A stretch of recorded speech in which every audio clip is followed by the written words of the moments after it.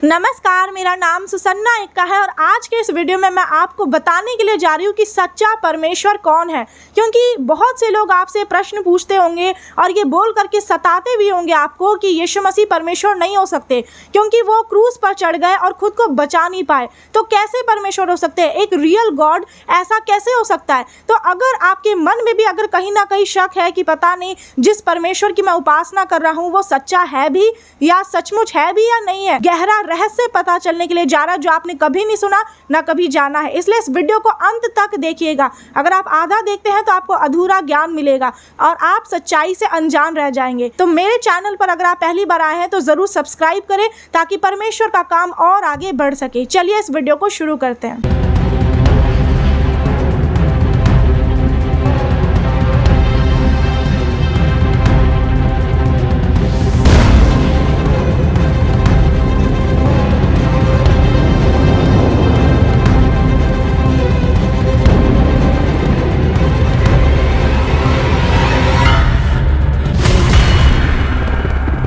सबसे पहले आपको जानना चाहिए कि यीशु मसीह क्यों मारे गए, क्योंकि बहुत लोगों के मन में ये प्रश्न है।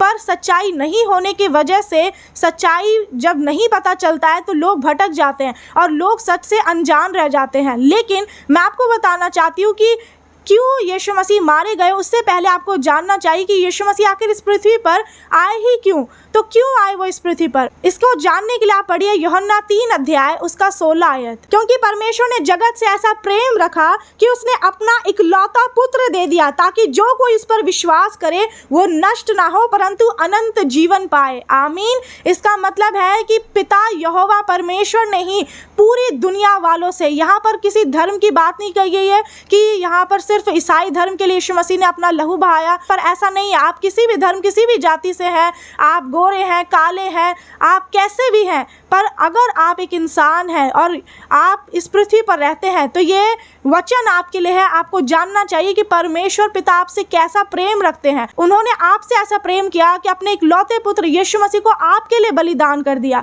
उन्होंने बलिदान कर दिया। और क्यों किया? जैसे कि पुराने नियम में जानवरों की बलि चढ़ाई जाती थी पापों की क्षमा के लिए, लेकिन फिर परमेश्वर ने देखा कि कोई भी जो परमेश्वर से ऐसा मजबूती से संबंध रखना चाहिए, गहरा संबंध, वैसा लोग परमेश्वर से नहीं रख पा रहे थे।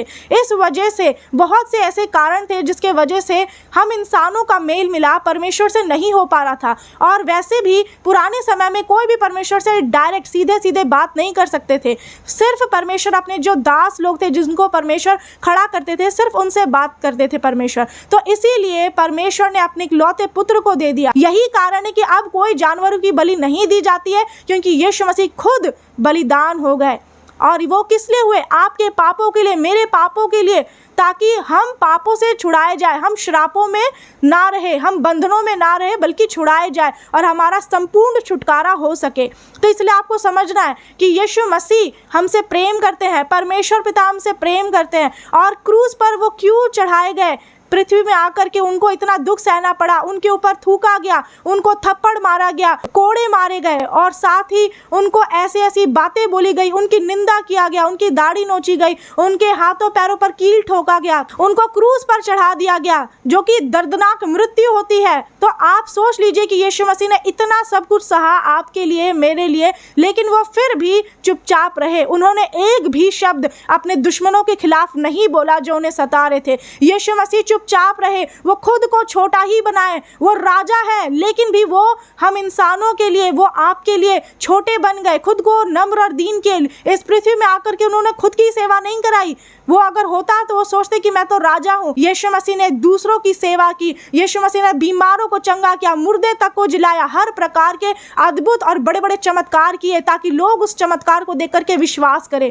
तो यीशु मसीह खुद गरीब बन गए अमीर होने के बावजूद, ताकि उनके गरीब हो जाने से आप अमीर हो सके और उनके मारे जाने से आप चंगे हो सके। यीशु मसीह ने जितने कोड़े आपके लिए खाए, उस एक एक कोड़े से आपको चंगाई मिलती है। यीशु मसीह ने जो अपना कीमती लहू बहाया, उससे आपके पापों की क्षमा मिलती है। दुनिया में कोई ऐसा इंसान नहीं है जो आपकी गलती को माफ कर सके जिस तरह से यीशु मसीह आपकी गलती को माफ करते हैं। आप दुनिया के किसी भी कोने में चले जाएंगे अपने परेशानियों का हल ढूंढने के लिए, तो आप एक समय पर थक ही जाएंगे आपको वो शांति, वो समस्या का हल कभी नहीं मिल पाएगा जो यीशु मसीह के पास है। इसलिए मैं बताना चाहती हूँ कि आप भटकना बंद करें और इस सच को जान लीजिए कि यीशु मसीह आपसे कितना प्रेम करते हैं और वो चाहते हैं कि आप उनके ऊपर विश्वास करें, क्योंकि जो कोई उनके ऊपर विश्वास करेगा उन्हें अनंत जीवन मिलेगा। यीशु मसीह इसलिए नहीं आए कि हमें दंड मिले, हमें सजा मिले, पर इसलिए कि हम बचाए जाए, क्योंकि वो हर एक इंसान से प्रेम करते हैं। आपको अगर मन में ऐसा लग रहा है पता नहीं यीशु मसीह मुझसे प्रेम करते हैं नहीं, तो वचन में साफ लिखा हुआ है कि वो नहीं चाहते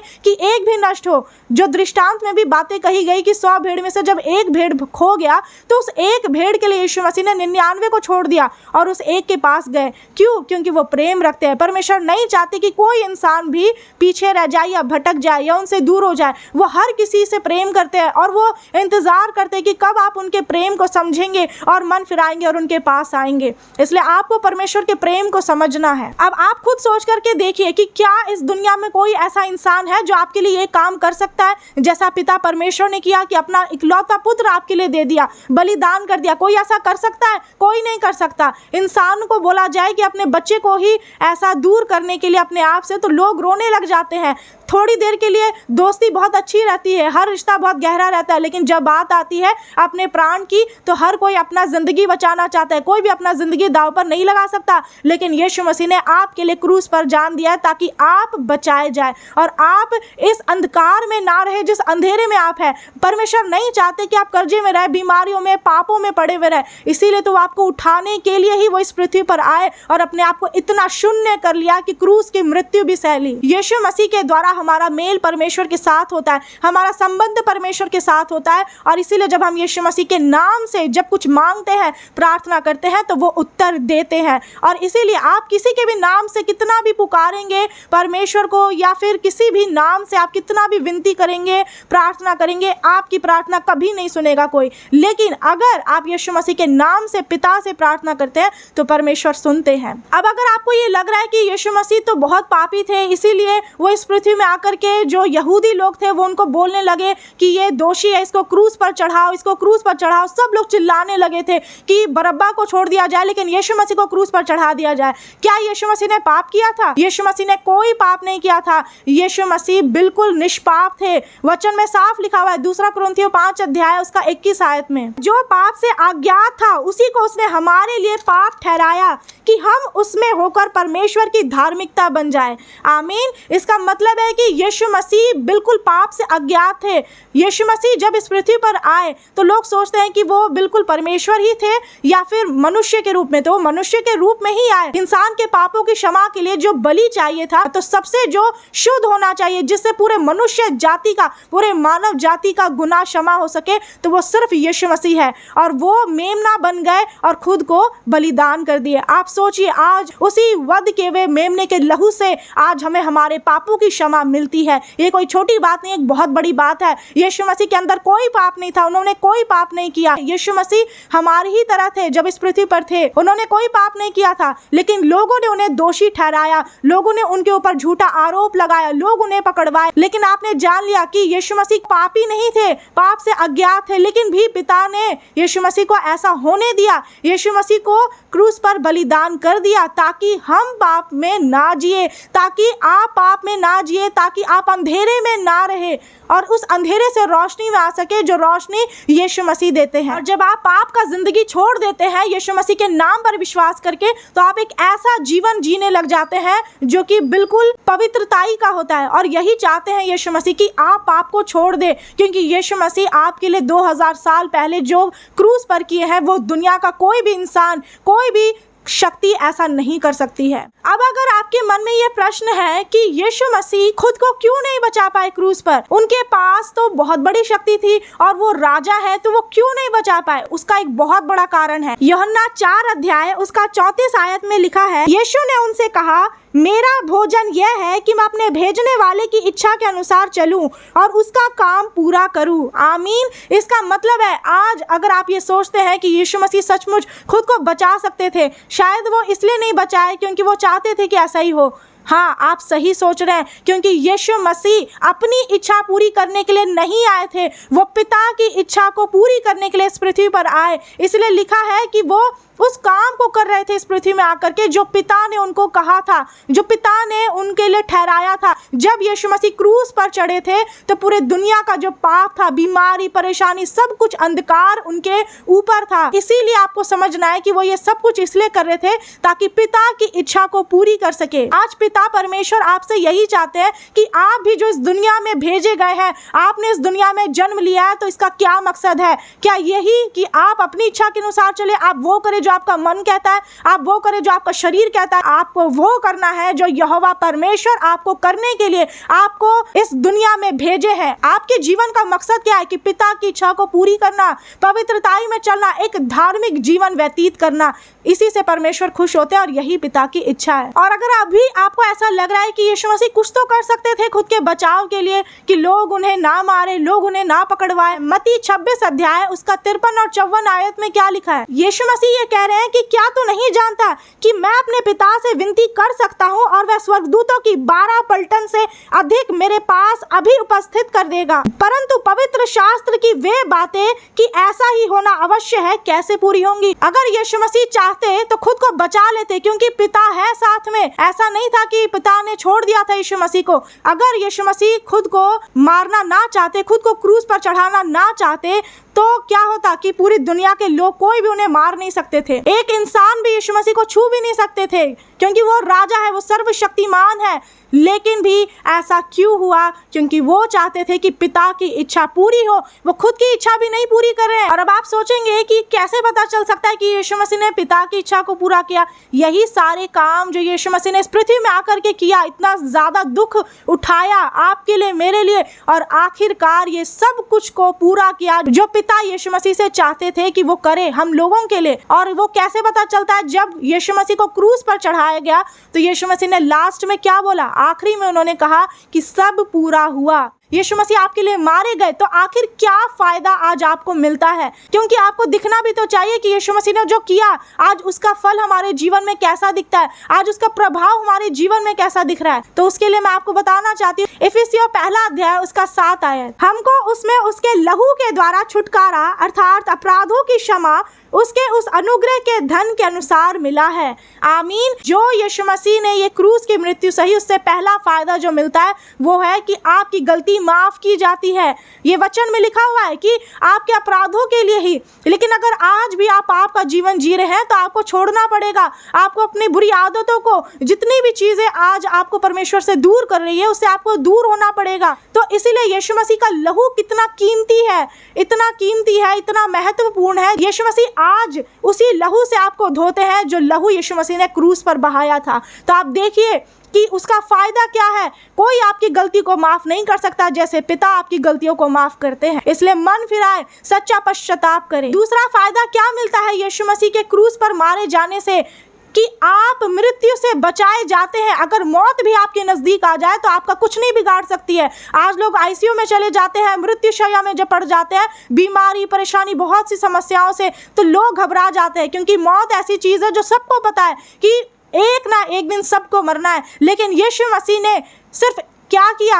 यीशु मसीह सिर्फ क्रूस पर ही चढ़ाए नहीं गए। लोग अधूरी बात को जानते हैं कि यीशु मसीह को क्रूस पर चढ़ा दिया गया, वो मर गए, लेकिन वो मरने के बाद वो जिंदा भी हुए, और इसी वजह से तो हमें पापों की क्षमा मिलती है। उन्होंने पाप के ऊपर विजय प्राप्त किया, उन्होंने मृत्यु के ऊपर विजय प्राप्त किया। दूसरा तीमुथियुस 1 अध्याय उसका 10 आयत, इसमें लिखा है, पर अब हमारे उद्धारकर्ता मसीह यीशु के प्रकट होने के द्वारा प्रकाशित हुआ, जिसने मृत्यु का नाश किया और जीवन और अमरता को सुसमाचार के द्वारा प्रकाशमान कर दिया। आमीन। इसका मतलब है यीशु मसीह ने मृत्यु के ऊपर भी जय प्राप्त की। और इसीलिए कैसे जय प्राप्त की? यीशु मसीह मरने के तीसरे दिन पर वो जिंदा हुए। कोई भी मर करके जिंदा नहीं हो सकता, आपको पता है, लेकिन यीशु मसीह ने मृत्यु के ऊपर भी जय प्राप्त की। ये वचन भी आप पढ़िए, 1 कुरिन्थियों 15 अध्याय उसका 55 आयत, हे मृत्यु तेरी जय कहाँ रही? हे मृत्यु तेरा डंक कहाँ रहा? इसका मतलब है कि मृत्यु का जो डंक था जिससे कि लोग मार मारे जा रहे थे,